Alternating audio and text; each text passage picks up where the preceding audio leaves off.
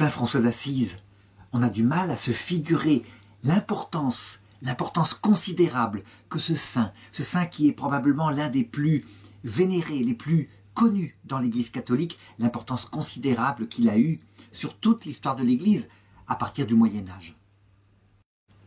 Saint François d'Assise, c'est la beauté au service de Dieu, c'est la spontanéité d'un cœur qui chante, c'est la poésie, c'est toute une âme qu'on ne peut pas comprendre si on ne la rencontre. Celui qui n'a pas rencontré, je dirais, un prédicateur de lumière, qui fait qu'on en ressort avec des étoiles dans les yeux, rien qu'en entendant sa parole, ne peut pas comprendre qui est Saint François d'Assise. C'est donc une expérience qu'il faudrait faire. Et malheureusement, on n'en fait pas toujours. En tout cas, même si on ne peut pas se figurer qui il est, je voudrais raconter sa vie. Et sa vie, elle est en 4 étapes, qui toutes ont leur importance. La première, l'étape, je dirais, de son paganisme, ça veut dire de sa vie mondaine. Elle a été fondatrice de sa vie. C'est parce qu'il l'a vécu, et il l'a vécu, je dirais, pas jusqu'au bout, mais tout de même, il a été loin du Christ pendant un certain temps que, en comparaison, quand il a connu le Christ, jamais il ne l'a abandonné. La deuxième étape, c'est celle de la découverte de la joie du Christ qui vient dans son cœur, qui l'appelle, qui lui parle, qui le séduit et lui donne tout. La troisième étape sur cette terre, c'est l'étape où Dieu va purifier son cœur, en le faisant passer par une nuit de l'esprit, en lui retirant peu à peu les biens qu'il lui a donnés. Et puis la quatrième étape, on la verra qu'au ciel, c'est ce qu'il a vécu de l'autre côté de cette vie, après sa mort, la glorification, la vision béatifique, le travail qu'il fait maintenant apostoliquement pour nous aider sur terre, à nous qui sommes encore en chemin. Alors l'histoire que je raconte commence en 1182, en Italie, dans la petite ville d'Assise, où son père est un commerçant riche, un vendeur de draps, quelqu'un qui a de l'entre-gens, une personnalité aussi très solide, très pied sur terre. Le commerce, c'est le commerce, l'argent, c'est l'argent. Et il est marié à une femme qui, elle, est très fine. Et comme elle était d'origine française, on choisit de lui donner, lorsqu'il naît, ce petit garçon, le nom de François, qui signifie « petit français ». Et ce petit garçon montre très vite des qualités extraordinaires, des qualités naturelles pour le coup. Il est vif, enjoué, il est spontanément généreux, avec l'argent de son père, bien entendu, il n'en gagne pas. Mais lorsqu'il voit quelqu'un qui est pauvre, c'est vrai qu'il fond assez vite, il donne de l'argent. Quelquefois même, je dirais, le fait qu'il n'ait pas pu donner dans une journée fait qu'il se sent mal à l'aise. Mais à côté de ça, je dirais, il a les défauts de ses qualités. Ça veut dire qu'il aime très vite s'amuser d'abord avec ses copains, puis ensuite, lorsqu'il est étudiant, parce que son père a les moyens de lui payer tout de même un minimum d'études, s'amuser avec les étudiants. Il fait la fête lorsqu'il est grand adolescent, il fait la fête avec de la boisson, il joue aussi des instruments, donc il accompagne ses amis, comme ça dans leurs fêtes, des fêtes qui tout de même ont quelque chose d'assez limpide, parce que il aurait pu sombrer aussi, je dirais, dans l'abus des filles, et pourquoi pas? Curieusement, sans doute parce que dans ce Moyen-Âge, il a retenu certaines leçons des chevaliers, dont l'honneur est de respecter les femmes, il a plutôt l'habitude de respecter justement les femmes.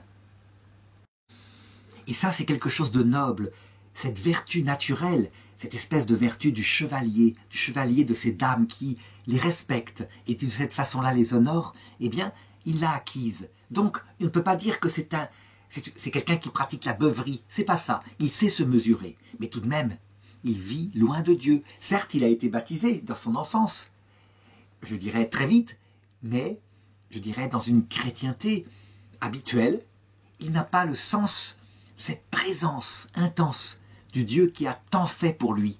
Non, c'est une culture catholique et il en vit. Une anecdote qui manifeste aussi tout de même comment il avait des vertus naturelles avant même de connaître le Christ. Un jour, alors qu'il est fort occupé à la boutique de son père, voilà qu'un mendiant frappe et vient demander l'aumône. Et lui, c'est pas le moment, on le dérange en plein travail, il est très occupé. Agacé, il le chasse. Et lorsqu'il a fini son travail, il se souvient de ce qu'il vient de faire. Alors, il le cherche partout, il le rattrape et lui donne l'aumône. Et plus jamais, il ne refusera l'aumône à celui qui lui demande au nom de l'amour de Dieu. Évidemment, parallèlement, quand on voit ces jeunes gens qui s'égayent dans la ville, qui font mille folies, qui font du bruit, qui chantent, qui s'enivrent, eh bien, les mamans, en tout cas, les mamans plaignent la maman de François, en particulier, et les autres jeunes aussi. Comment est-ce qu'on pourrait driver cette énergie de la jeunesse, la mettre au service du bien? Eh bien, voilà que se profile une façon qui va intéresser François, la politique. La politique. En effet, la ville d'Assise décide de s'autonomiser par rapport à une autre ville à qui elle paye finalement un tribut. Il faut se souvenir de l'état de l'Italie à cette époque-là. L'Italie est divisée et les cités, quelquefois, ont une certaine autonomie. Ce n'est pas un pays unifié, un grand pays unifié autour d'un roi, comme c'est déjà un petit peu le cas pour une partie de la France. Non, c'est quelque chose d'autre, suite à l'écroulement de l'Empire romain qui a eu lieu, je dirais, bien quelques siècles avant. Alors évidemment, si on s'émancipe de Pérouse, voilà quelque chose, une cause qui est noble, mais il faut évidemment construire un rempart. Pérouse va évidemment réagir en envoyant une armée afin de reconquérir son droit de fief, si on peut dire. Eh bien, François il aide avec les autres et ils se mettent à construire, à fortifier les remparts d'Assise. Donc ils travaillent avec courage, avec joie, mais la guerre se profile. Évidemment, on ne pouvait pas se contenter de rester derrière ces remparts et de subir un siège, si bien que les habitants d'Assise décidèrent d'aller affronter l'armée de Pérouse, et François en faisait partie. Et son père, étant riche, lui avait payé un bel équipage. La bataille eut lieu dans la plaine, en dehors de la ville, et beaucoup de prisonniers furent faits parmi les combattants d'Assise, dont François, qui avait 20 ans. Donc, on est en 1202. Et il est mis en prison avec les chevaliers, parce qu'il a de si belles prestances qu'on se dit, ce n'est pas un manant, mais ce n'est pas non plus un noble, c'est un bourgeois. Eh bien, il va rester 1 an, pratiquement 1 an dans ce cachot avec ses compagnons, à se morfondre. Eh bien, lui, il ne perd pas courage, son caractère étant joué, alors il essaye de faire passer les bons moments comme c'est possible, en s'amusant, comme on peut. Évidemment, les autres se découragent. C'est vrai, c'est long, et c'est pas une vie digne que d'être ainsi enfermé entre 4 murs. Eh bien, François, il leur répond « Bah, pensons à demain. De beaux jours reviendront. Ainsi moi, je pense qu'un grand avenir m'attend, et que le monde entier, un jour, s'inclinera devant moi. » On le voit, lorsqu'on n'a pas, je dirais, cette aspiration suprême à une gloire qui ne passe pas, alors forcément, ce désir de gloire qui est chez les jeunes gens, eh bien, il se met sur quelque chose de la terre. Et donc François, quelque part, il rêve, il ambitionne quelque chose de noble, devenir peut-être poète, devenir un grand poète connu, écrire des choses, faire de la musique, je ne sais pas quoi, mais c'est tout à fait terrestre. Il y a une phrase dans l'Évangile qui, là, mériterait d'être citée. Quand Jésus dit « Personne ne peut venir à moi si le Père ne l'attire ». Eh bien, on peut dire que, malgré tout, à partir de cette période de prison, et il est libéré à peu près 1 an plus tard, eh bien, le Père va se mettre à exercer sur l'âme de François une attraction étonnante, une sorte d'aiguillon, un peu comme saint Paul le subissait. Et François, lui, va commencer à connaître, à cause de cette attraction dont il ignore la provenance, une angoisse sourde, une angoisse parce que, tout d'un coup, il se rend compte, je ne sais pas comment, sans doute à cause de la grâce qu'on appelle cette prémotion divine, que sa vie est vaine, inutile. Parallèlement à la sortie de prison, voilà qu'il tombe malade. Il est cloué au lit et la maladie peut être mortelle. Eh bien, on peut dire que, allié à la maladie, son impuissance au lit, cette angoisse sourde qui l'attire, vont tout d'un coup lui mettre un peu de plomb dans la tête. Un peu de maturité. Mais attention, n'allons pas trop vite. Pour le moment, c'est juste une attraction, donc une angoisse qui est là, un peu comme beaucoup de jeunes la ressentent, comme disait saint Augustin qui lui aussi l'avait vécu. Avant même de te connaître, Seigneur, je t'aimais et mon âme était sans repos, tant qu'elle ne se reposait pas en toi. Il vit cela. Eh bien, finalement, cette angoisse, au lieu de la comprendre comme étant d'origine mystique, eh bien, il comprend qu'il faut qu'il trouve maintenant, qu'il est jeune, qu'il est en pleine énergie, un destin grandiose. La guerre continue, et donc il convainc son père de lui offrir une magnifique armure, et son père le peut, avec son argent, et il le fait. Après tout, ce grand-fils, s'il pouvait s'adjuger de la gloire au combat, ce serait très très bon, et pour les affaires, mais aussi pour la gloire de la famille. Alors donc, il part avec l'armée d'Assise, dans cette armure rayonnante de lumière, bien poncée, je dirais, et ce aume qui l'emmène avec lui. Évidemment, il n'a aucun entraînement militaire. C'est un poète, c'est un troubadour. Et alors qu'il se met en marche sur son fier destrier, celui que lui a offert son père, voilà qu'il passe à côté d'un chevalier qui est là, pauvrement vêtu. Tout est un peu rouillé, tout est un peu brinque-ballant dans son équipement, et son cheval est un vieux cheval très maigre. Et François se rend compte que, en fait, tout le clinquant qu'il vit, c'est de la vanité, c'est sans objet. Il n'est même pas entraîné, alors que ce chevalier-là, c'est un combattant, quelqu'un qui s'y connaît. Alors qu'est-ce qu'il fait? Eh bien tout simplement, il lui offre son armure et il lui offre son cheval, et il revient à Assise. Il lui dit, et il le pense sincèrement, « Tu es bien sûr plus digne que moi de porter cette armure. Toi, c'est ta vie, c'est ton métier, c'est ta vocation. » On pourrait dire que, revenu à Assise comme ça, il va se faire moquer de lui, c'est un couard, c'est un lâche, tout ça c'est du clinquant. Mais non, ses amis ne se moquent pas de lui, ils le respectent curieusement. Il faut dire qu'il a une personnalité si rayonnante. Toujours est-il qu'il en est là et il retombe malade. Et cette maladie, certainement vient du Seigneur parce que c'est dans ce moment-là que va commencer la deuxième étape de sa vie, celle que je vais raconter maintenant. Est-il dans son délire? On ne sait pas, mais toujours est-il que, alors qu'il est dans son lit, profondément malade, tout d'un coup, il s'entend appeler.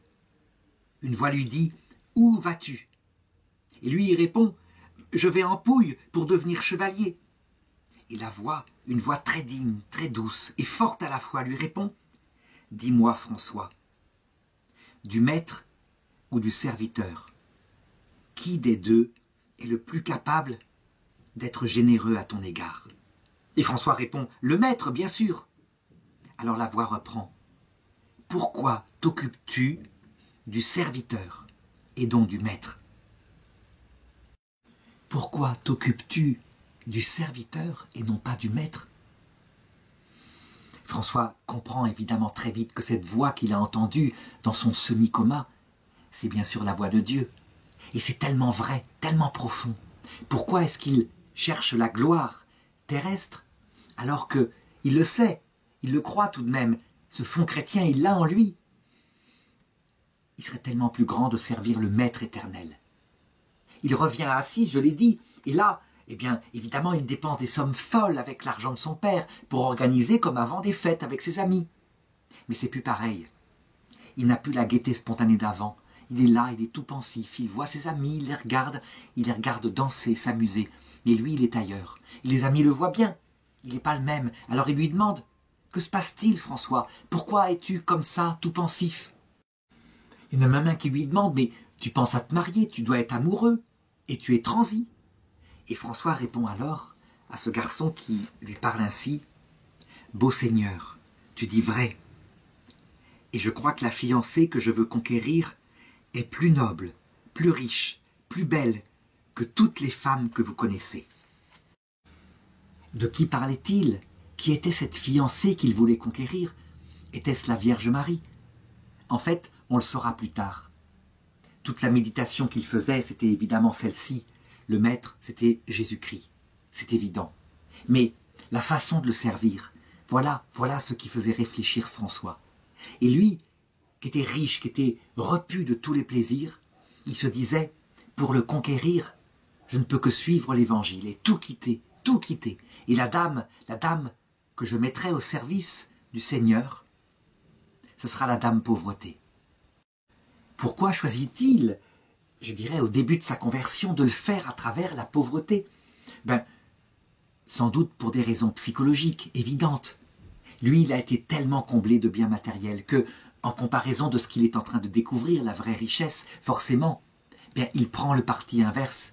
Et c'est quelque chose qui est une intuition très importante à cette époque où, je dirais, l'Église est en décadence justement parce que l'argent corrompt, parce que certaines vocations, certains prêtres en particulier, certes, aiment le Seigneur et se donnent à lui, mais aiment aussi la carrière et l'argent qui va avec la carrière. Rien de tel pour détruire la plus belle sainteté. Or lui, par réaction, sans doute. Au départ, il n'y a pas de réflexion encore profonde sur la sainteté. Attention, il démarre, il découvre la foi et il est un peu seul. Eh bien, spontanément, il prend ce chemin-là. Et il est porté par une grâce extraordinaire. Non seulement il a entendu la voix de Dieu, mais cette présence brûle son cœur et source d'une joie intense. Il profite, dans ce premier moment, du plaisir de la présence du Seigneur. Et ce plaisir est fondamental. François n'est pas comme, il est comme tout le monde. Il ne va pas passer d'une vie dissolue quelque part, donnée au plaisir en tout cas, à la sainteté parfaite. Bien au contraire, il faut qu'il passe du plaisir mondain au plaisir que donne le Seigneur. Et le Seigneur se chargera ensuite de le purifier. C'est le chemin spirituel de tout homme.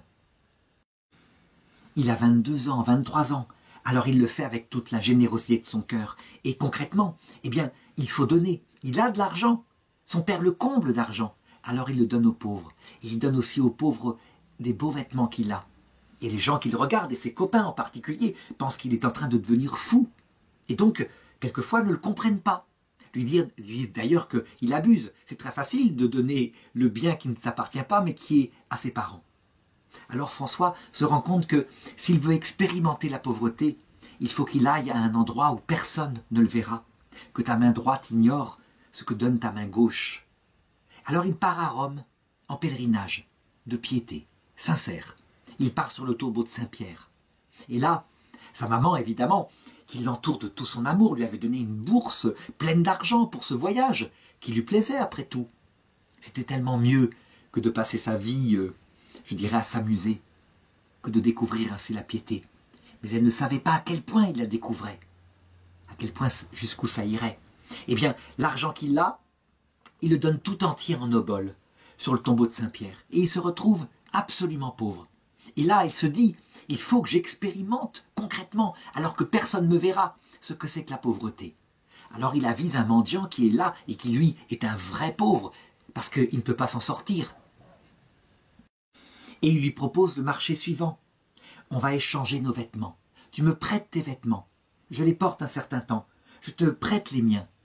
Et puis, je vais me mettre à ta place, je vais mendier. Et le mendiant accepte, en se disant peut-être que les beaux vêtements qu'il a maintenant, il les gardera. Toujours est-il que François expérimente la pauvreté. Évidemment, c'est un jeu d'adolescent. C'est pas la vraie pauvreté, il sait très bien qu'il peut en sortir. Toujours est-il que il mendie et il gagne de l'argent. À son beau visage, les gens donnent. Si bien que le soir, il rejoint le pauvre, il rééchange leurs vêtements, il lui donne toute l'obole qu'il a gagnée, il mange avec lui son pauvre souper. Mais il a expérimenté, ne serait-ce que pour un jour, ce qu'il croit être la pauvreté, et qui en fait, je l'ai dit, n'est qu'une apparence, parce que lui, il peut en sortir. Il fallait aller plus loin, évidemment, il s'en rendait compte. Et comment faire? Comment aller plus loin? Il attendait un signe du Seigneur, dans cette 4e demeure que raconte sainte Thérèse d'Avila, où tout est joie, mais tout est signe aussi. Il attendait que le Seigneur lui explique sa volonté. Et comme il n'y avait pas de réponse, il essayait de l'appliquer lui-même. Et il se dit que la meilleure façon, peut-être, de s'appauvrir, de suivre entièrement le Seigneur, c'était de mettre sa vie en danger pour lui. Et comment faire à cette époque-là, si ce n'est de la façon suivante? Un jour, il rencontre dans la rue un lépreux qui est couvert de vêtements et qui, avec sa petite clochette, indique son passage. Comme ça, les gens peuvent fuir parce que la maladie est très contagieuse. Il le rencontre, il va vers lui, il lui donne une obole dans sa main déjà atteinte par la maladie, les doigts qui tombent, etc. C'est quelque chose de répugnant, quelque chose non seulement de répugnant, mais de dangereux. Et il dépose un baiser sur cette main de lépreux. Ensuite, il s'enfuit. Il allait haut le cœur, mais il l'a fait. Et sa vie ne compte plus. Et à partir de ce moment-là, je dirais, une parole qu'il pense avoir entendue, mais qui vient peut-être de sa propre âme pendant une prière, il la garde pour lui et elle motive sa vie. Tout ce que tu as aimé dans le monde, François, il faut maintenant le mépriser. Dès que tu auras commencé, tout ce qui te paraissait doux et agréable te deviendra amer, et tout ce qui te répugnait jusqu'alors se changera pour toi en délice. Et à partir de là, à partir du lendemain, on peut dire que Il progresse dans cette pauvreté totale parce qu'il se met à s'occuper des lépreux, avec le risque d'attraper la lèpre, donc de mourir. Il n'y a pas de plus grand détachement, puisque sa vie elle-même, maintenant, est donnée au Seigneur. On peut dire que de son côté, il faisait tout ce qu'il faut, mais, encore une fois, il lui fallait un signe clair de la volonté du Seigneur. Et il fréquentait des chapelles, il priait dans des chapelles, y compris dans la campagne, des chapelles reculées, et en particulier dans une petite chapelle, à moitié en ruine, desservie par un pauvre petit prêtre, la chapelle de San Damiano, Saint Damien. Et là, il y avait dedans rien, pas d'Eucharistie, juste une croix, de style orthodoxe. Et il se retirait souvent devant elle, en suppliant le Seigneur de lui expliquer clairement sa volonté.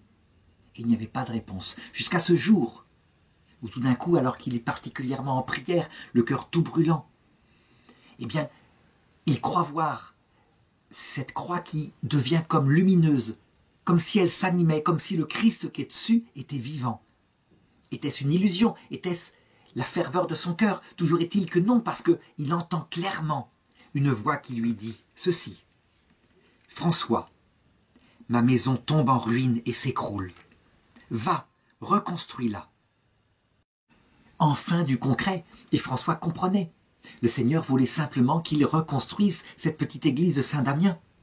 Alors ni une ni deux, il y va, il se met à ce service. Et il y va, je dirais, comme un poète, c'est-à-dire n'importe comment. Qu'est-ce qu'il commence par faire?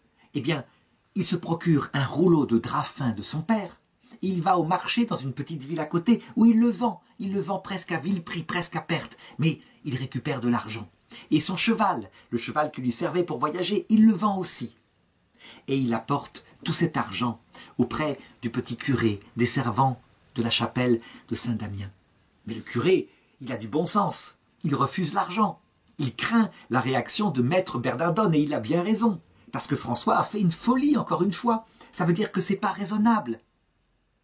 Effectivement, quand maître Bernardone, le papa de François, revient de voyage où il était quelque temps, et qu'il se rend compte que son fils a vendu sans sa permission l'un de ses plus beaux draps, et aussi qu'il a vendu son cheval, et qu'en plus, voilà qu'il se met à vivre en ermite, comme un pauvre, vers la minable chapelle de Saint-Damien, il entre dans une colère pas possible. C'est quoi cette histoire? C'est quoi cette folie? Ça devient n'importe quoi. Il était avant, je dirais, dépensier parce qu'il faisait n'importe quoi, et maintenant, il entre dans une folie inverse. Il décide d'aller donc à Saint-Damien et de parler directement à celui qu'il croit coupable de ce détournement de son fils, à savoir le pauvre curé qui n'y peut rien, qui explique et qui lui rend l'argent aussitôt. Sa colère se calme un peu parce qu'il a récupéré tout de même son argent, mais tout de même, il essaye de chercher son fils et il ne le trouve pas. En fait, il s'est caché dans une grotte afin de prier et d'être avantage avec son Seigneur. Sa maman, Dame Pica, elle est au courant et elle lui fait porter de la nourriture. Maître Bernardone, son papa, évidemment, est furieux, grommelle, mais se dit « Après tout, c'est une passade. Il va venir, il reviendra. La faim attire toujours le gourmand. Et donc il reviendra dès qu'il aura un peu faim. » Voilà ce qu'il pense. Il a du bon sens, le père. Mais, en fait, il lutte contre quelque chose qui le dépasse vraiment. Pour le coup, là, l'appel n'est pas celui qui touche un fou, mais l'appel vient du Seigneur.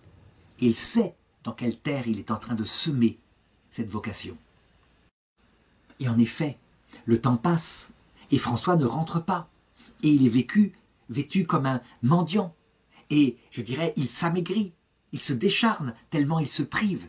Et les gamins du coin qui le voient passer comme ça, s'amusent, le contournent, lui lancent des cailloux, pensent que c'est un fou de plus avec qui on peut s'amuser. Et les commères, lorsqu'elles voient passer ce jeune homme tellement changé, plaignent encore une fois Dame Pica, la maman de François, en pensant que la pauvre, il lui arrive vraiment tous les malheurs. La plaisanterie avait assez duré. Évidemment, le père s'était résolu à agir maintenant. Il fallait lui mettre un petit peu de plomb dans la tête. Et avec le fils aîné, eh bien, il décide de se mettre à la recherche de François. Et il tombe dessus. Et il l'attrape. Et il le ramène de force à la maison. Et il l'enferme dans la cave, en lui disant que maintenant, il doit réformer sa vie, que ça devient n'importe quoi. Dame Pica lui apporte de la nourriture.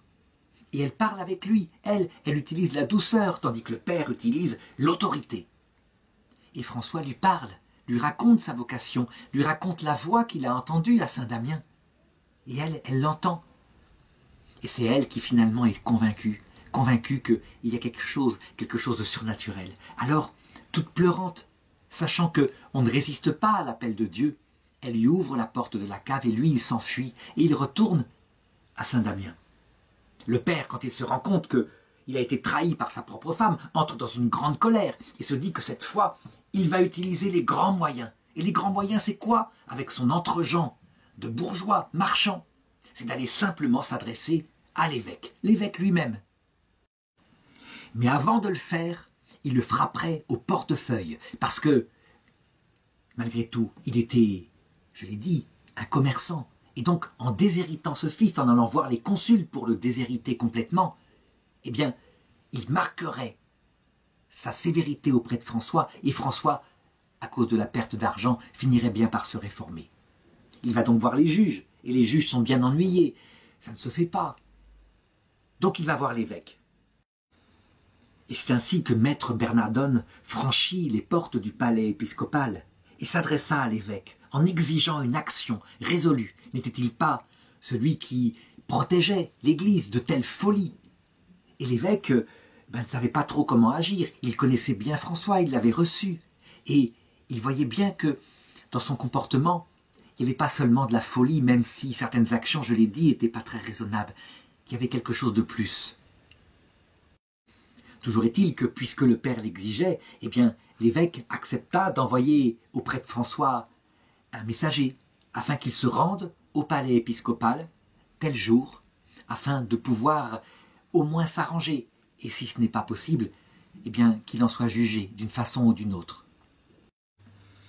Et ce jour-là, François vint, et il y avait du monde auprès de l'évêque qui voulait assister à la scène, et il y avait aussi maître Bernardone, le père, qui était là, et qui se prononça en disant « Je réclame mon argent, tout mon argent, qu'il me rende mon argent. Il s'est comporté en fils indigne, alors qu'il me rende tout. » Et François de répondre « Tout?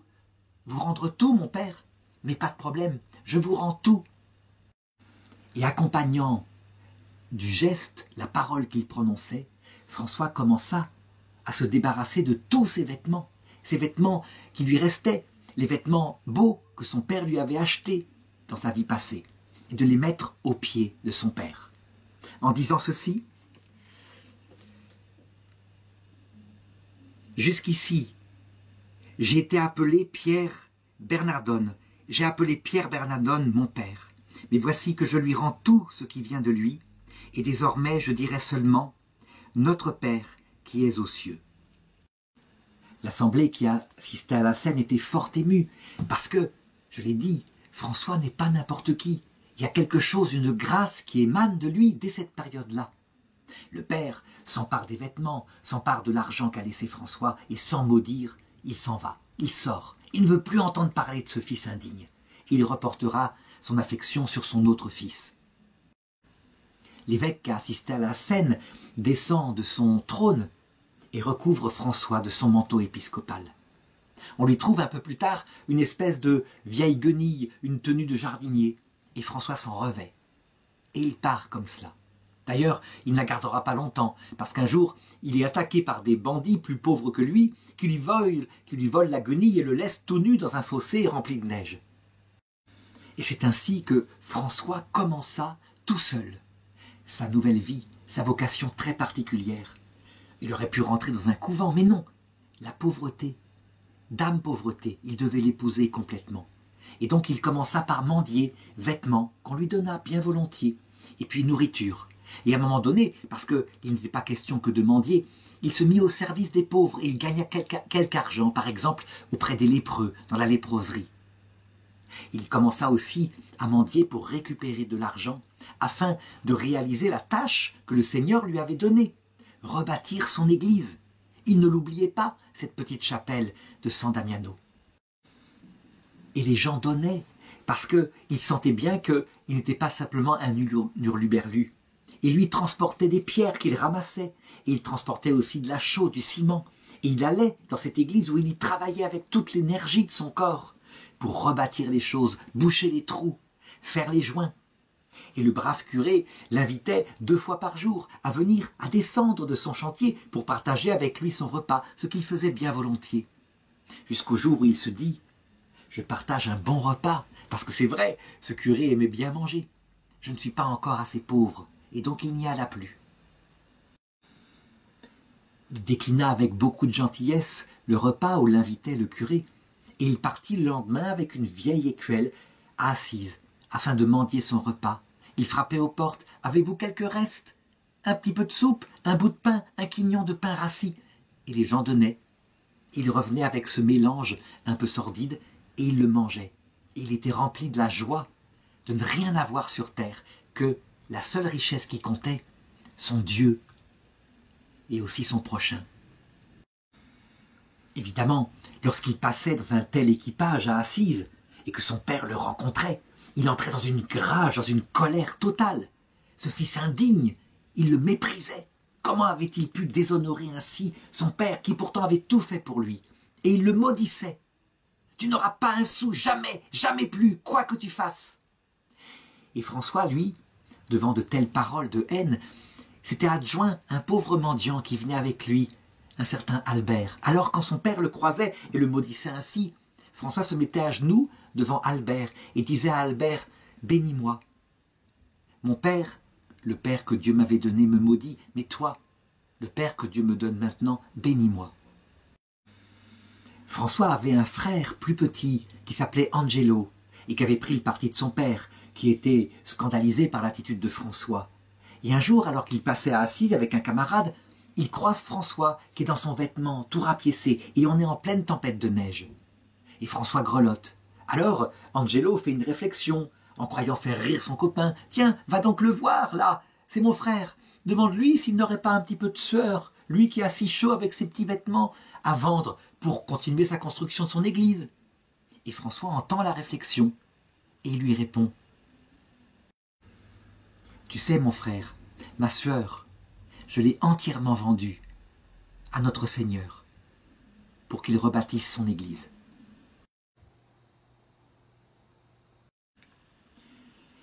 Il ne faut pas croire que, je dirais, ces gestes de François ne lui coûtaient rien.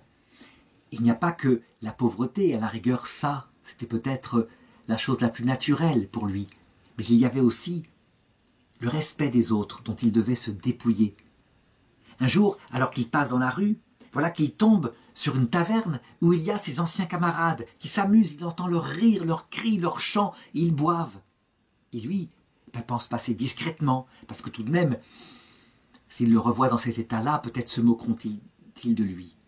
Et alors il se dit, mais j'ai bien tort, je tiens encore un peu à quelque chose. Et donc il revient sur ses pas, et il entre dans la taverne, où il trouve ses camarades qui sont là et qui le voient et qui se taisent. Et lui simplement, eh bien il fait l'aumône. Et eux, loin de se moquer de lui, ils l'ont tellement aimé, ce camarade, eh bien ils lui donnent. Parce que eux aussi sont convaincus que, quelque part, il y a en lui une vraie vocation qui vient du Seigneur. Quelque temps après, les travaux à la chapelle de Saint-Damien se terminèrent. Et donc François avait fait ce que lui avait demandé le Seigneur. Est-ce qu'il n'avait plus rien à faire? Il se dit que, forcément, si le Seigneur lui avait demandé ça, c'est qu'il voulait qu'il restaure aussi d'autres églises qui étaient en ruine dans d'autres endroits. Et il y en avait une autre, un peu plus loin, la chapelle de la Portioncule. Alors il y a là, pour simplement la réparer au service de frères religieux qui ne s'en occupaient pas trop. Et le Seigneur allait lui donner d'autres signes.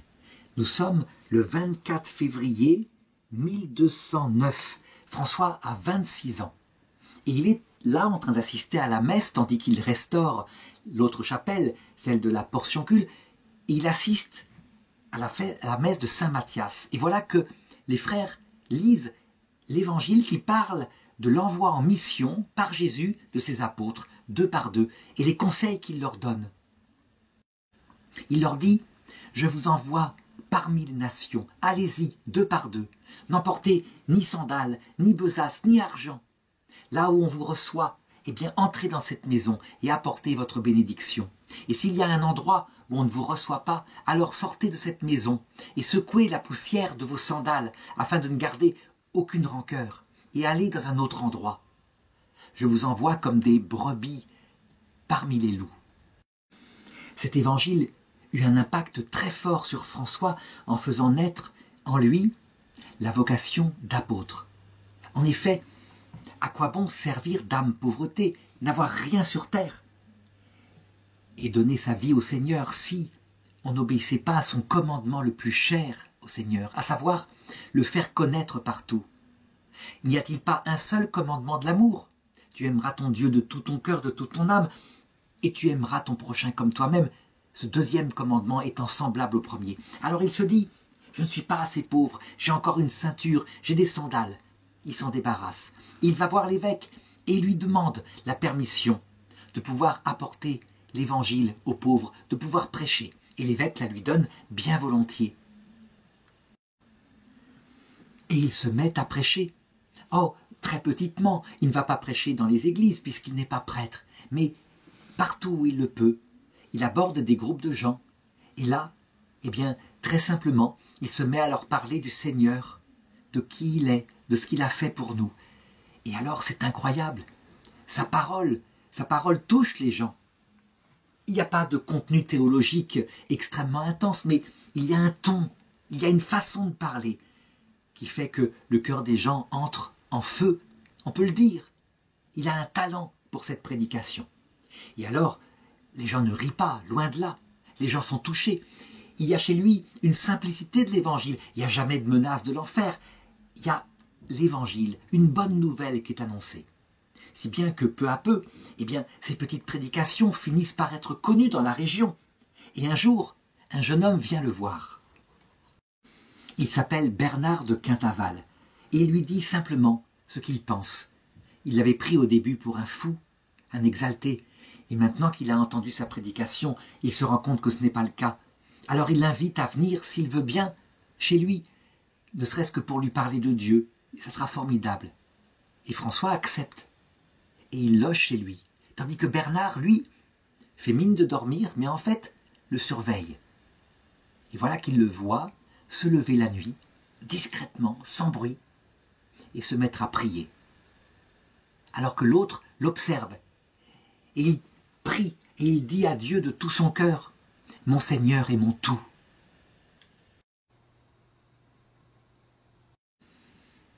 Bernard était bouleversé par ça. Il était impossible que François ait fait mine. Il ne savait pas qu'il l'observait. Alors le lendemain, il lui dit simplement que s'il le veut bien, il aimerait bien se joindre à lui et vivre le même genre de vie que lui. C'est quelque chose qui surprend François.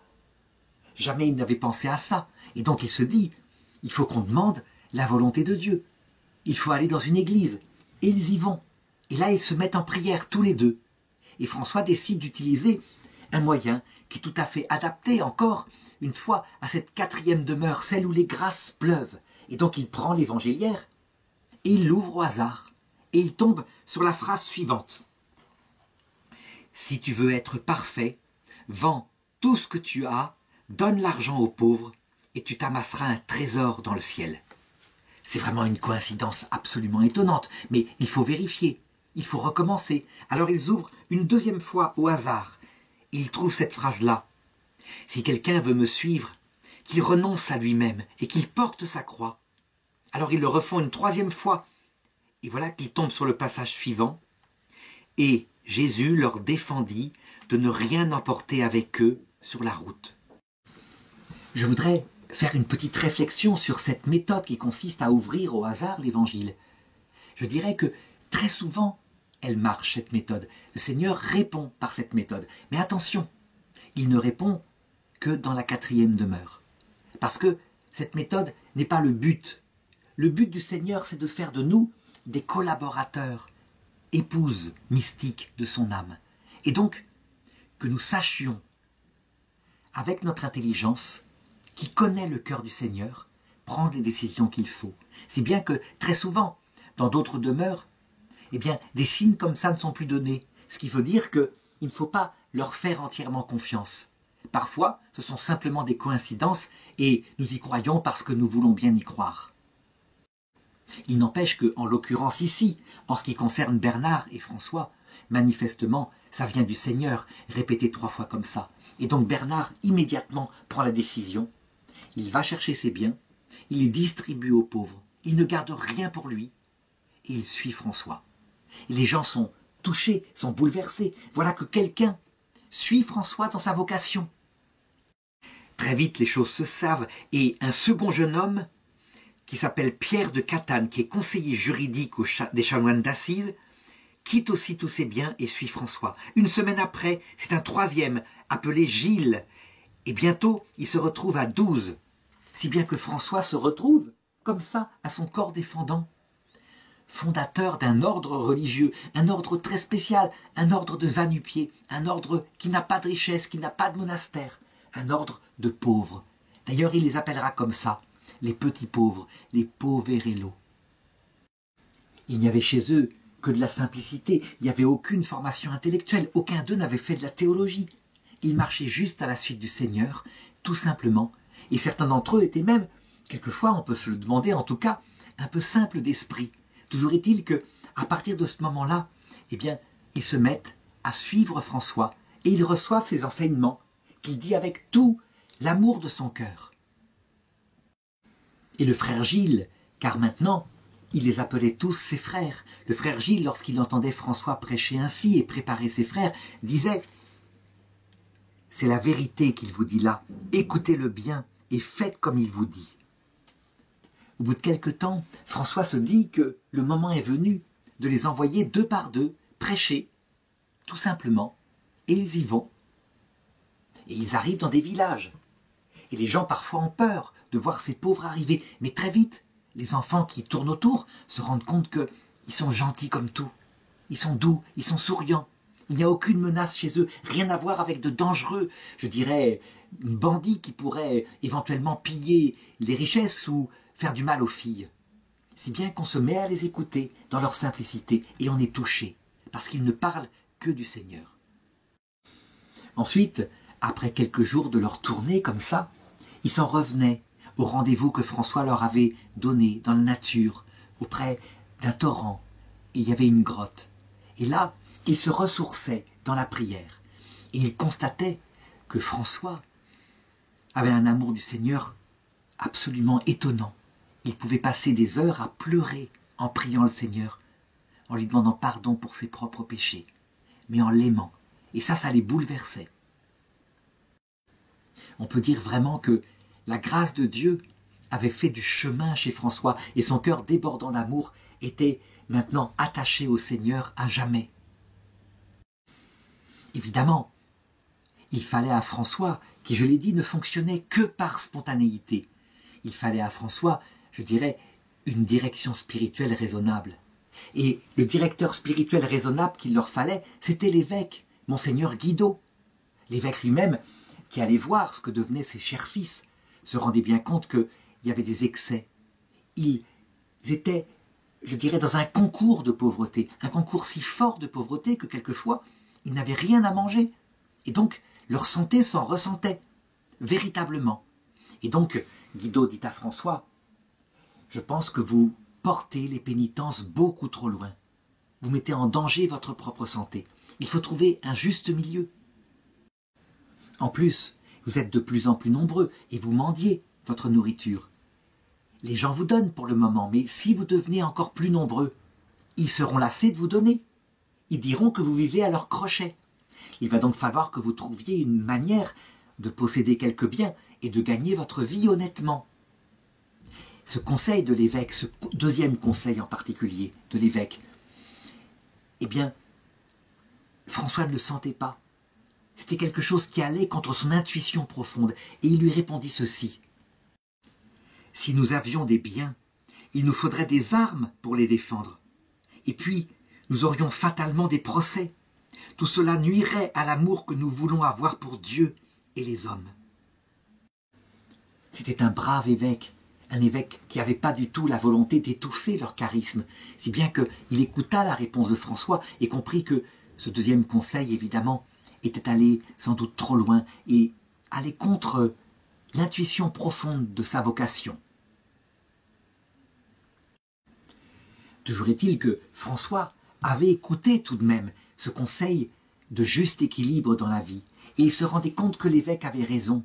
En effet, à force de ne pas travailler et de mendier, on pouvait aussi tomber dans l'oisiveté, et l'oisiveté est la mère de tous les vices, si bien que il institua dans son ordre, comme il l'avait fait d'ailleurs dès le départ, une autre façon de gagner sa vie, en travaillant sérieusement et en menant son travail jusqu'au bout, afin de ne pas devenir, comme ce qu'il appelait avec beaucoup d'humour, ses frères mouches.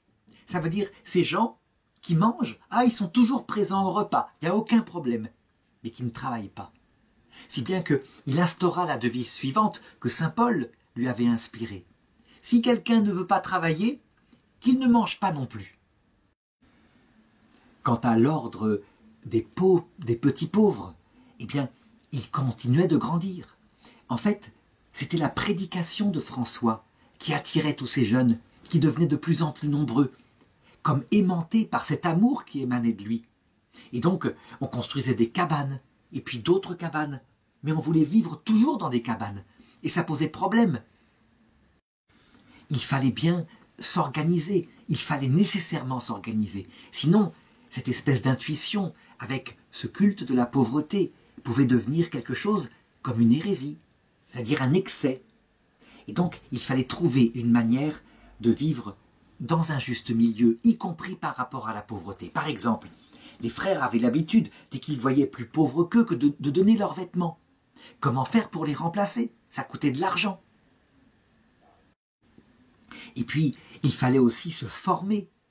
Comment faire pour discerner des vocations? Tous ces jeunes qui arrivaient de tous les côtés, quels étaient ceux qui avaient véritablement une vocation pour servir le Seigneur et ceux qui venaient pour autre chose? Il fallait donc, quelque part, une formation intellectuelle. Enfin, tout ça posait problème, des problèmes évidents. Et François, lui, s'obstinait à garder ce qui était le fond de son charisme, d'âme pauvreté. Ne surtout pas perdre l'âme pauvreté. Toujours est-il que, devant ces problèmes, ces discussions qui se faisaient avec des frères qui, eux, étaient de l'avis de Monseigneur Guido, de l'évêque, eh bien, on décida d'aller à Rome et de prendre conseil du pape, carrément. Le pape Innocent III, un grand pape, le pape de cette époque-là. Ce pape avait bien des soucis. Je dirais que l'Église, qui était pourtant dans la période de sa plus grand succès, je dirais le sommet de ce qu'allait être sa gloire, avec bientôt la construction des cathédrales, la formation des sommes de théologie, l'Église était soumise de l'intérieur à des attaques, mais aussi de l'extérieur. Et les attaques que le pape Innocent III repérait le plus étaient de deux sortes. D'abord, en France, ce qu'on appelait l'hérésie cathare, qui se répandait de plus en plus. Cette hérésie, elle était très spéciale. C'était, je dirais, la modernisation, l'actualisation d'une hérésie beaucoup plus ancienne, qui disait que le monde avait été créé par deux dieux, qu'il y avait un dieu du mal, qui avait créé les corps et la matière, pour y plonger l'homme dans l'esclavage, tandis que le dieu du bien, le premier dieu, celui qui avait créé les esprits, était combattu par ce dieu du mal. Quant au mal lui-même, à travers les corps, eh bien, il se répandait dans le monde par la sexualité. À chaque fois qu'un enfant était conçu, une âme éternelle vivant au ciel était contrainte de venir habiter sur terre dans cette vallée de perdition. Et donc, je dirais, les prédicateurs cathares, qu'on appelait les parfaits, ne se mariaient pas et invitaient les gens à ne pas répandre le mal par la sexualité. Donc pour eux, la sexualité était véritablement quelque chose du diable. Le mariage aussi. On le voit, cette hérésie qui a été mise à la mode, je dirais, par des émissions dans les années 60, était en fait quelque chose d'extrêmement dangereux, d'extrêmement pernicieux. L'autre hérésie qui avait du succès, c'était les Vaudois. Les Vaudois, c'était en quelque sorte les précurseurs des protestants. D'abord, ils avaient une vie très austère et très pauvre, qui dénotait par rapport parfois le clinquant, la richesse et les bedaines des évêques catholiques. Mais ils ne se contentaient pas d'exalter la pauvreté comme le faisait François. Eux prêchaient que plein de choses avaient été des rajouts absolument inutiles à la doctrine de l'Évangile. Les sacrements, par exemple, ça ne servait à rien, et le clergé lui-même était des inventions uniquement afin de s'enrichir de la part de clercs autoproclamés. Loin d'inviter, comme François, à la pauvreté, en vue de l'amour, d'un plus grand amour pour Dieu, leur façon de parler était l'invective. Ils menaçaient, ils accusaient, ils dénonçaient les riches, en faisant presque, de par leur richesse, des ennemis du peuple de Dieu.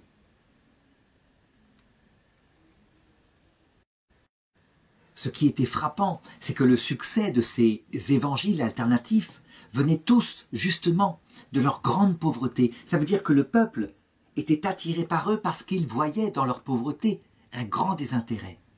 Et partout se levaient des prédicateurs autoproclamés qui prêchaient, sans autorisation de l'Église, un autre évangile que l'évangile du Christ. Le pape Innocent III voyait donc des dangers qui se multipliaient. Et il accepta pourtant, sur l'avis de Monseigneur Guido, de recevoir ce petit pauvre d'Assise qui arrivait, en se demandant ce qu'il allait être, qui il allait rencontrer. Était-ce un autre illuminé? Il y avait peut-être des chances pour ça. Toujours est-il qu'il les reçut avec beaucoup de bienveillance. Et le pape Innocent III écouta François et ses frères exprimer leur vocation, ce goût pour la pauvreté. Et il les interrogea en leur demandant, cette pauvreté, est-ce qu'elle est pour vous le but de la vie? Non, non, elle est le moyen par lequel nous nous détachons de tout pour n'avoir que le Seigneur et notre prochain. En étant détachés de nous-mêmes, nous pouvons ainsi tout donner à l'amour de Dieu et du prochain. Et le pape fut dans l'admiration devant cette vocation dont il repéra qu'elle n'était pas dans l'excès, que la pauvreté était bien un moyen et non le but de leur vie chrétienne, qu'ils ne l'exaltaient pas en se mettant en avant vaniteusement comme étant meilleurs que les autres, mais bien au contraire, qu'ils se considéraient comme des pauvres, des incapables. Il leur dit cependant ceci: « Mes petits enfants, la vie que vous menez me semble tout de même trop dure. Pour vous, ça peut aller, vous êtes plein de zèle, mais il faut penser à ceux qui viendront après vous et qui n'auront peut-être pas le même zèle. » Et François répondit au pape que Jésus avait promis la vie éternelle à ceux qui vivraient ainsi et qu'il ne pouvait pas refuser la grâce à ceux qui essaieraient de réaliser cet idéal.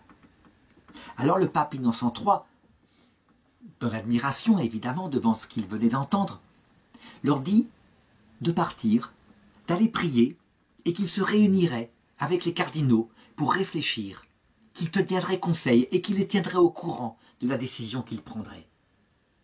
Et François et ses frères obéirent et partirent dans la ville de Rome, où ils menèrent leur vie habituelle. Le pape Innocent III réunit autour de lui son conseil avec les cardinaux. Ils demandèrent leur avis. Et les avis furent très différents. Certains d'entre eux, souvent assez nombreux, étaient extrêmement méfiants, en disant des illuminés, des gens exaltant la pauvreté, on en est bourré actuellement dans l'Église. Et ils en mènent à quoi? À un mépris par rapport à l'Évangile.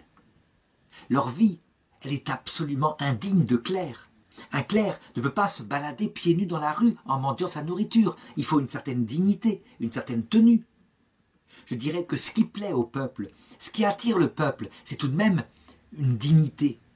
Tandis que là, ils n'ont aucune dignité. Ils sont revêtus de sacs informes. Alors le cardinal Colonna, qui écoutait dans cette réunion, prit la parole et dit ceci.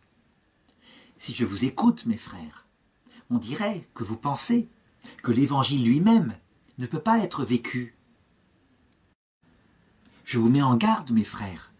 En parlant ainsi, il me semble que vous outragez le Christ lui-même, qui est votre maître. » Cette parole de sagesse impressionna beaucoup le pape Innocent III. Mais il en était là dans ses réflexions. Tout de même, c'était pas facile de décider. C'était quelque chose de particulièrement nouveau, ce que proposait ce François. Et donc, il se coucha le soir avec ce souci en tête. Et il s'endormit d'un sommeil agité. Et voici que pendant la nuit, le Seigneur le visita et lui donna la solution. Il rêva Il rêva et il vit son église. Elle était presque en ruine. Elle penchait dangereusement. Elle allait s'écrouler. Et tout d'un coup, il vit que se présentait un petit pauvre, vêtu comme François, avec cet habit de bure simple, ce sac à patates si on peut dire. Et lui, de toute l'énergie de ce petit corps, il portait l'église sur ses épaules et l'église se redressait. Ce rêve prophétique du pape Innocent III a été représenté partout dans l'art chrétien et je voudrais en montrer quelques-unes des représentations.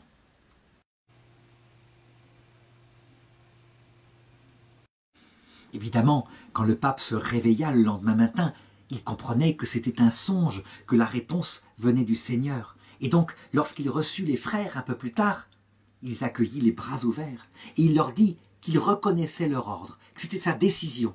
Il leur raconta aussi ce rêve. Et c'est ainsi que ce rêve se répandit parmi tous les frères.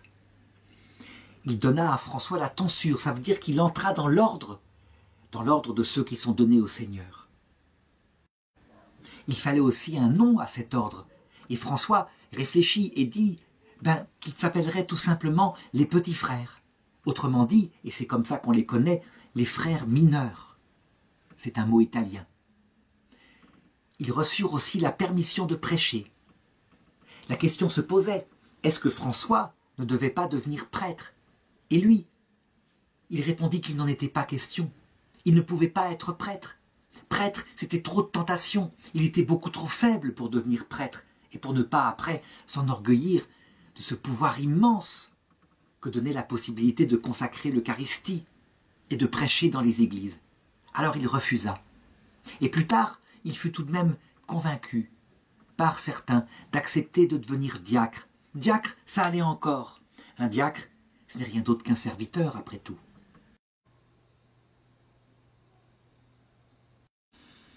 Et donc, les petits frères partirent de Rome, tout joyeux, de cette réponse magnifique que leur avait fait le Seigneur en reconnaissant le charisme de leur ordre. Et ils partirent dans la campagne, qui était magnifique, et c'était tellement beau qu'ils pensaient s'arrêter, ne serait-ce que pour la contempler et prier dans la joie. Mais François, très vite, comprit qu'il y avait là une tentation, que l'amour du Seigneur devait être certes leur fondement, mais qu'il ne fallait pas oublier que le pape les avait envoyés pour prêcher au prochain, que de cet amour du Seigneur sortirait leur amour pour leur prochain. Alors ils retournèrent dans leur petite cabane de Rivo-Torto, et là ils eurent la joie de voir s'adjoindre à eux le premier prêtre.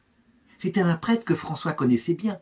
Lorsqu'il restaurait Saint-Damien, il était allé le voir pour lui acheter quelques pierres, et celui-ci lui avait fait payer très très cher, trop cher. Et François avait accepté, lui avait répondu avec humilité. Et les paroles si douces de François avaient fait leur chemin dans le cœur de ce prêtre, qui maintenant se dépouillait de tout pour rejoindre les frères mineurs. À partir de cette période-là, et avec cette reconnaissance du pape, eh bien, la réputation des frères se répandit dans toute la région. D'autant plus que le Seigneur, comme il se doit, accompagnait les frères par des prodiges. Qu'on raconte simplement cette légende, qui est sans doute plus qu'une légende, puisqu'il y a quelque temps, en faisant des fouilles dans la région, on a retrouvé le crâne d'un énorme loup. C'est l'histoire du loup de Gubbio. En effet, il y avait dans la région un loup solitaire, un loup qui avait sans doute été chassé par ses autres loups. Et donc, il s'attaquait aux moutons. Il était extrêmement dangereux. Il s'attaquait aussi à des bergers qui avaient du mal à le chasser. Et tout le monde était terrorisé en se demandant qu'on allait faire pour se débarrasser de cette bête dangereuse. Eh bien, on raconte que François y alla, simplement, et qu'il tomba nez à nez avec le loup, qui était là, agressif, dangereux. Et François ne se départit pas de son calme. Il le regarda et le bénit, et l'appela frère loup. « Viens ici, mon frère loup, je te commande, de la part de Jésus-Christ, de ne pas faire de mal ni à moi, ni à personne. »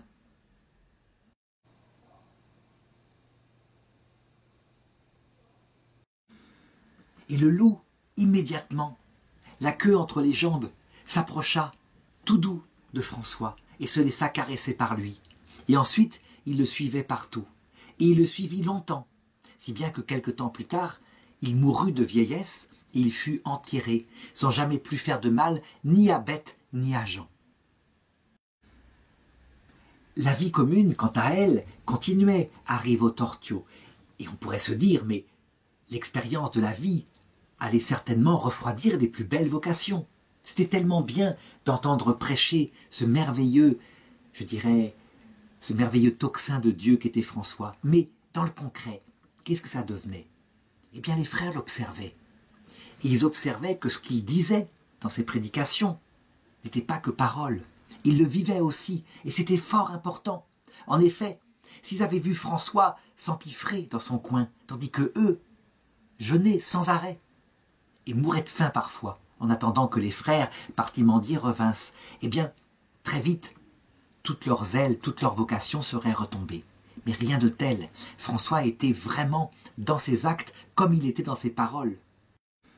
Et surtout, non seulement il prêchait par l'exemple en se comportant avec lui-même plus durement qu'il ne l'était avec ses frères, mais il était modéré. Ça veut dire qu'il ne poussait pas trop loin les choses. Qu'on raconte quelques anecdotes. Une nuit, alors qu'il dormait dans la cabane, tout d'un coup un frère se mit à gémir, en disant « Je meurs, je meurs, je meurs ». Et François l'entendit. Il fit allumer les lumières, et il s'approcha de ce frère, en disant « Que se passe-t-il? Es-tu malade, mon frère ?»« Non, je meurs de faim, je meurs de faim. » Eh bien, qu'est-ce que fit François? Tout simplement, il fit allumer les chandelles, et il dressa la table pour un bon repas pour ce frère qui avait eu tellement faim. Mais il fit mieux, il se mit à manger avec lui et les frères aussi, afin qu'ils ne soient pas gênés. Et ensuite il leur fit l'enseignement suivant. Il leur dit ceci: il faut que chacun accorde à son corps ce que celui-ci lui réclame, afin d'avoir dans ce corps non pas un maître, mais un domestique prêt à le servir. Que chacun consulte sa nature et que ceux qui ont besoin de manger davantage ne se croient pas obligés d'imiter les autres. Donc on le voit, il n'était pas question de faire un concours d'ascèse. L'ascèse et la pauvreté étaient des moyens au service de l'humilité et de la charité. Un jour, par exemple, un frère était épuisé par des jeûnes qu'il avait poussés trop loin. Eh bien, François l'emmena tout simplement dans une vigne qui était un peu plus loin, afin qu'il puisse manger du raisin. Et François en mangea avec lui. Ce frère, des années plus tard, bien après la mort de François, lorsqu'il évoquait ce souvenir, il en pleurait à chaque fois. Il avait touché chez François non pas une espèce de fanatisme de la pauvreté, mais de l'amour. Et c'était ça l'essentiel. Non seulement l'humilité de François, lui qui se considérait comme le plus grand pécheur, mais cet amour qui rayonnait en lui. Par exemple, un jour, un nouveau frère qui s'appelait Richard, s'était mis dans la tête l'idée idiote que François ne l'aimait pas et qu'il allait le renvoyer. Et il en était désespéré. Et François un jour s'en rendit compte, ou alors on le lui dit, et il l'aborda et lui dit ceci: « Tu es mon enfant bien-aimé, un de ceux qui me tiennent le plus à cœur. Viens me trouver à chaque fois que tu auras le désir ou que tu te sentiras inquiet. Tu seras toujours le bienvenu. » Et le frère en fut complètement rassuré et complètement bouleversé. Lui aussi s'en souvint toute sa vie. Et eux continuaient leur vie dans ces petites cabanes du côté de Saint-Damien. Et voilà comment se termina d'ailleurs leur séjour ici.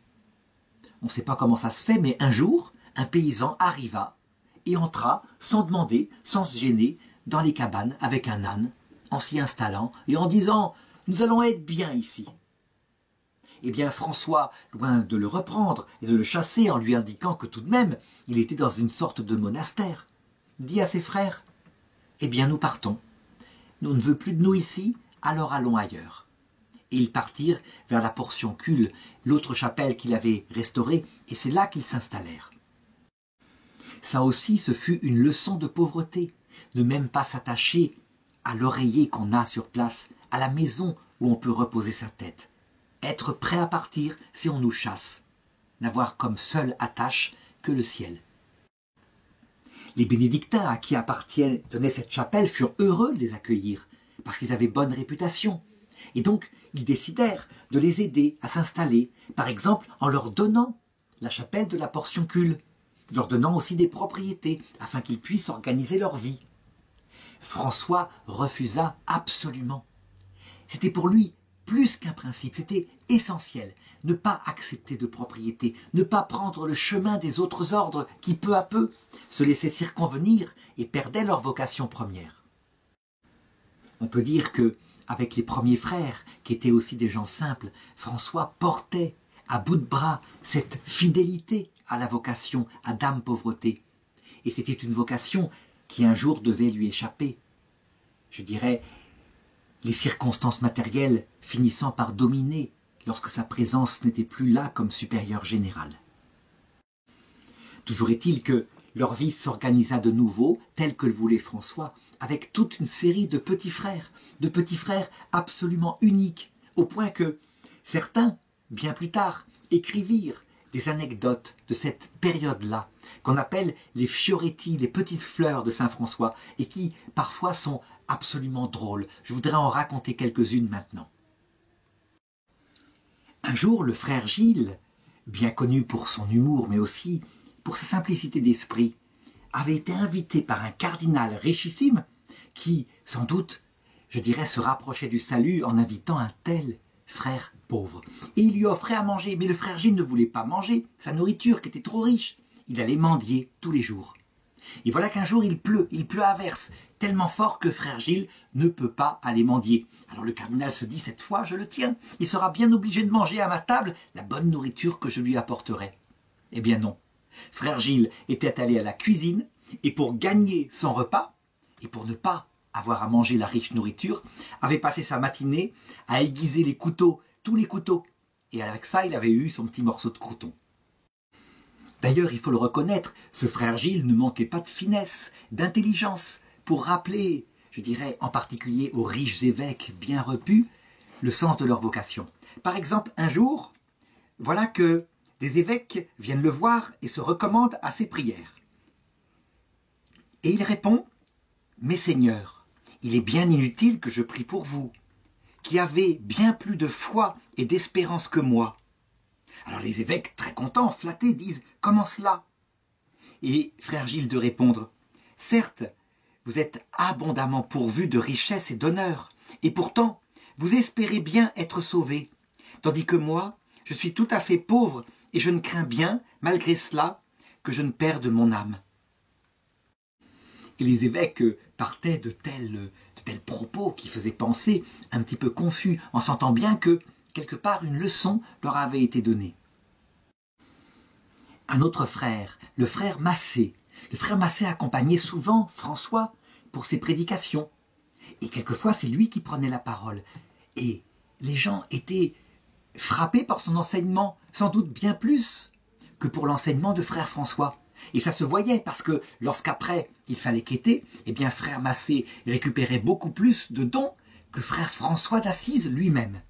Si bien que François d'Assise, qui voyait bien que c'était formidable cette prédication, mais qui en même temps soupçonnait le frère Massé de peut-être s'enorgueillir, eh bien le mit à une tâche qui lui permettrait de rester humble.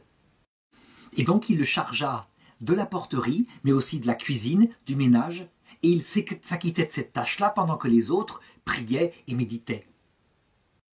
Attention, cette charge ne lui était pas confiée en l'humiliant, bien au contraire. C'était fait avec un tel amour que frère Massé en tirait les leçons. Et il accompagnait encore François dans ses prédications. Un jour, il ne savait pas où aller. Et frère François lui dit, « Eh bien, nous allons demander à Dieu où est-ce que nous devons aller et dans quelle direction. » Alors ils se mettent au milieu d'un carrefour et frère François dit à frère Massé de tourner sur lui-même, de tourner. Et il tourne et il est pris de tournis. Et à un moment donné, il tombe. Mais frère François lui a pas encore dit de s'arrêter. Alors il se relève comme il peut, chancelant, et il se remet à tourner. Et frère François lui dit de s'arrêter et lui dit « De quel côté est tourné ton visage ?» Et frère Massé de lui répondre « Du côté de Sienne. » Alors ils partent simplement vers Sienne, là où le Seigneur les appelle. Il y avait aussi le frère Genièvre qui était simple, mais avec un cœur sur la main, un cœur débordant d'amour. Et il était chargé en particulier de garder les malades. Et un jour, un malade particulièrement atteint se met à crier. Se met à crier. Frère Genièvre s'approche de lui et lui dit « Qu'est-ce que tu voudrais? Qu'est-ce qui pourrait te faire plaisir ?» Et le frère, qui avait beaucoup jeûné, de dire « Oh, mon rêve, ce serait de déguster un pied de cochon grillé. Ce serait tellement bon. » Eh bien, Frère Genièvre, ni une ni deux, part dans la campagne avec un grand couteau. Il trouve un cochon, il lui coupe la patte, il la ramène, il la fait griller et il la donne à manger au frère. Évidemment, ce qu'il avait fait était particulièrement malvenu et naïf. Ce cochon, il avait un propriétaire qui bientôt se rend compte que son cochon a été blessé. Et donc il se met à vitupérer tout ce qu'on peut et qui se rend chez les frères pour réclamer son dû, à savoir le vol qui a été fait et en plus la cruauté envers cette pauvre bête. Et frère François comprend, ça ne peut être qu'un coup de frère Genièvre. Et il dit, en se tenant la tête, qu'avons-nous un bois entier de genévriers comme frère Genièvre. Et donc, il interroge frère Genièvre qui avoue tout de suite et qui dit « Mais c'était pour mon frère, il avait tellement envie, et j'en couperais bien 100 comme ça pour lui faire un peu plaisir, tellement il souffre dans sa maladie. » Alors frère François est touché, mais il dit tout de même à frère Genièvre qu'il faut qu'il aille voir le propriétaire pour, je dirais, rembourser ce qu'il peut. Et frère Genièvre de répondre « Mais oui, j'irai et je lui expliquerai et il comprendra parfaitement pourquoi j'ai fait ça. » Et il y va.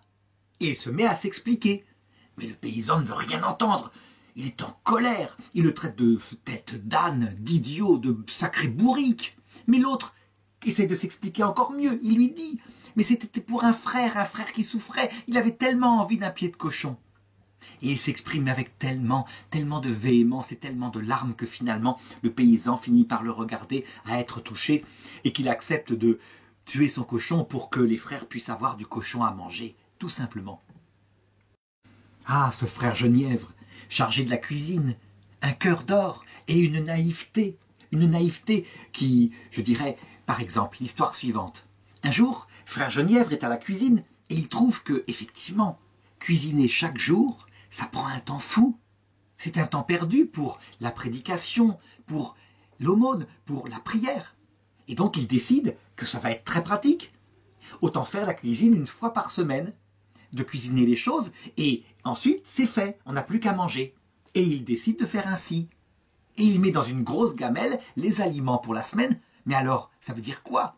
Un poulet non plumé, et d'autres choses de ce genre. Et voilà qu'il sert à table la pitance à une époque où il n'y a pas en plus de frigo pour conserver les choses. Évidemment, devant la tête des frères, devant une telle pitance qui se perd à moitié, frère Genièvre comprend qu'il a fait une grosse bêtise. Et il se mit à pleurer en leur demandant pardon, ce qu'ils firent évidemment avec cœur. Frère Genièvre était-il naïf? Ou était-il, peut-être quelqu'un de très intelligent qui jouait au naïf? Toujours est-il que c'est difficile de trancher.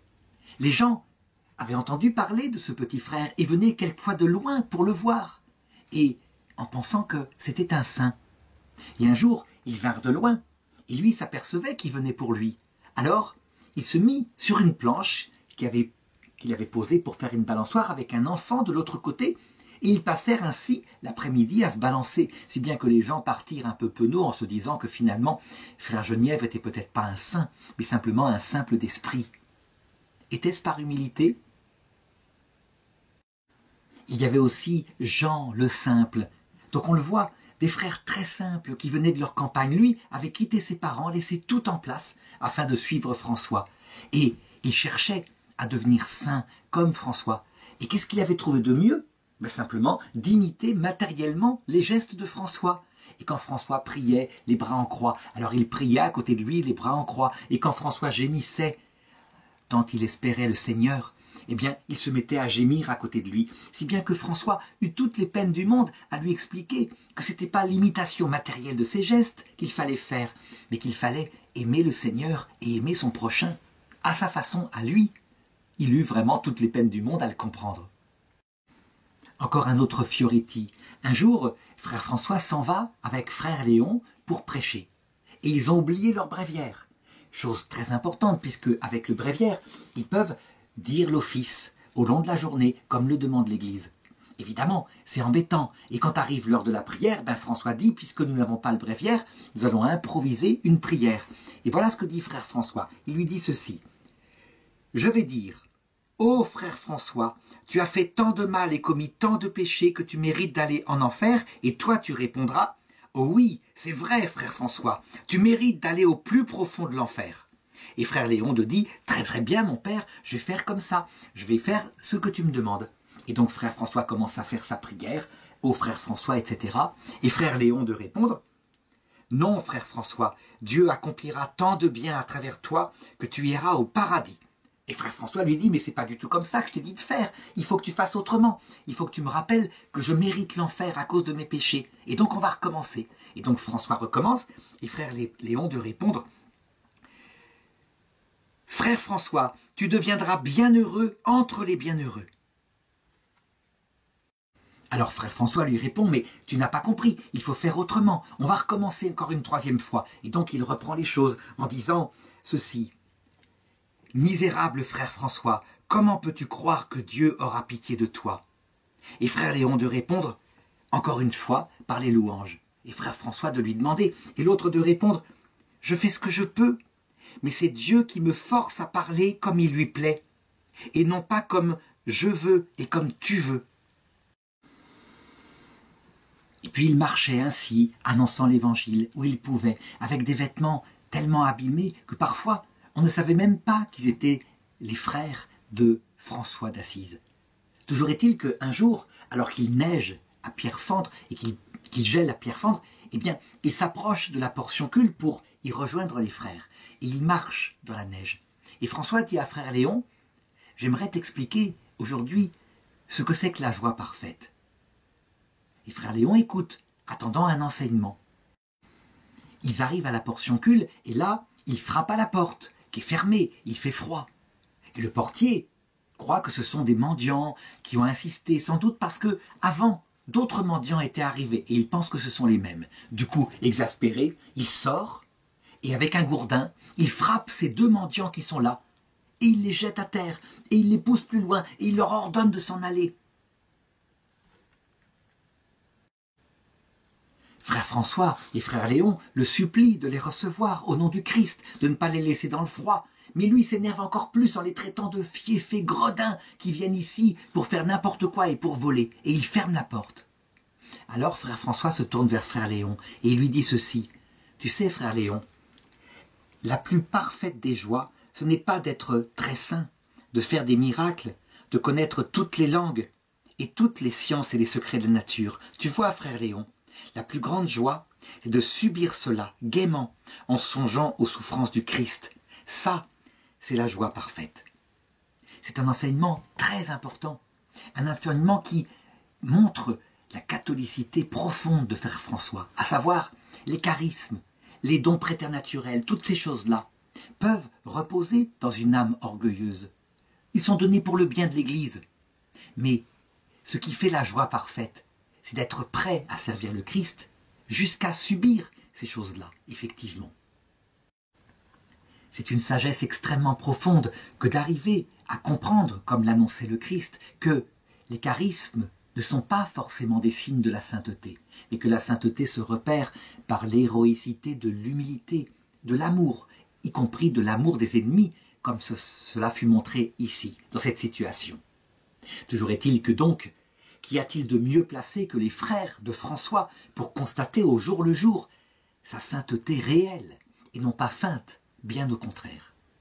Sa réputation ne cesse de s'étendre, si bien qu'à un moment donné, à Assise, une jeune fille de noble famille, une jeune fille entend parler de lui. Cette jeune fille possède en elle la même aspiration que François vers le service de Dieu, mais elle ne sait pas comment le servir. On a pensé à la marier, et c'est vrai que ce serait une alliance formidable pour sa famille. Cette jeune fille s'appelait Claire Offreducci. Et un jour, en allant à la cathédrale, où l'évêque autorise François à prêcher, elle entend sa prédication. Elle est transpercée dans son âme par la ferveur de ce petit homme d'où sort tellement d'amour du Christ. Et là, évidemment, sa vocation est absolument déterminée. Elle ne peut que se consacrer au Christ. Mais comment faire avec une famille telle que la sienne qui jamais ne tolérera qu'elle parte pour se consacrer au Seigneur des Seigneurs? Alors, à travers un de ses cousins, le frère Ruffin, qui est lui aussi parmi les frères mineurs, elle arrive à obtenir une rencontre secrète avec frère François. Et frère François l'encourage dans sa vocation. Je m'arrête ici pour cette première partie de la vie de saint François d'Assise, en confiant à Sainte Claire qu'il a rencontré ce jour-là, la deuxième partie qui arrivera un peu plus tard.